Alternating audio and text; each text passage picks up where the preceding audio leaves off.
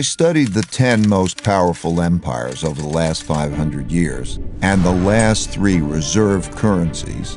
It took me through the rise and decline of the Dutch Empire and the guilder, the British Empire and the pound, the rise and early decline in the United States Empire and the dollar, and the decline and rise of the Chinese Empire and its currencies, as well as the rise and decline of the Spanish, German, French, Indian, Japanese, Russian, and Ottoman empires, along with their significant conflicts, as measured in this chart.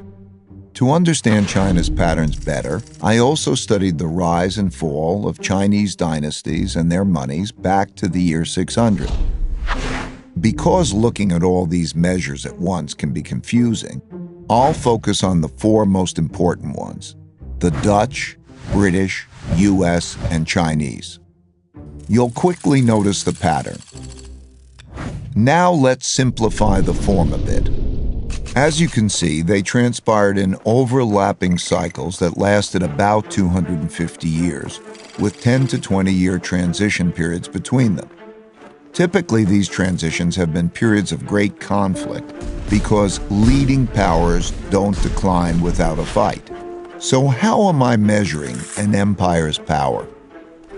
In this study, I used 8 metrics. Each country's measure of total power is derived by averaging them together. They are education, inventiveness and technology development, competitiveness in global markets, economic output, share of world trade, military strength, the power of their financial center for capital markets, and the strength of their currency as a reserve currency. Because these powers are measurable, we can see how strong each country is now, was in the past, and whether they're rising or declining. By examining the sequences from many countries, we can see how a typical cycle transpires.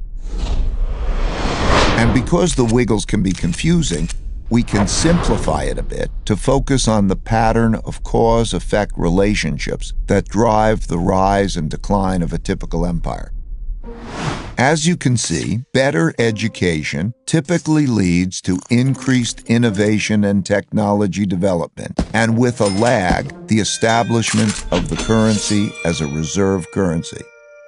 You can also see that these forces then declined in a similar order, reinforcing each other's decline.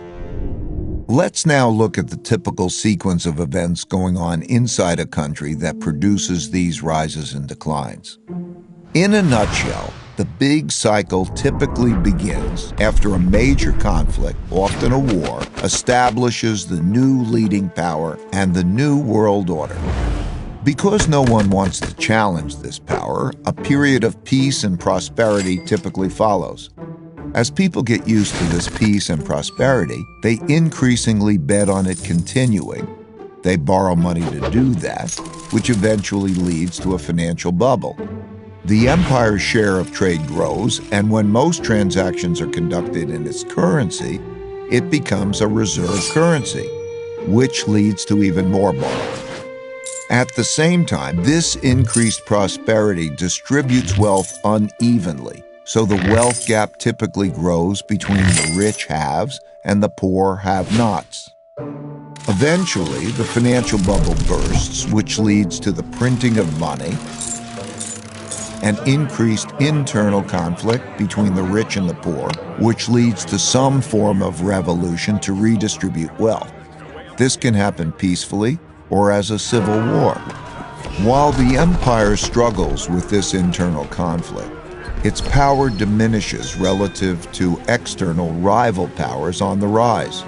When a new rising power gets strong enough to compete with the dominant power that is having domestic breakdowns, external conflicts, most typically wars, take place.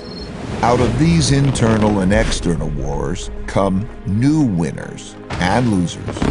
Then the winners get together to create the new world order, and the cycle begins again.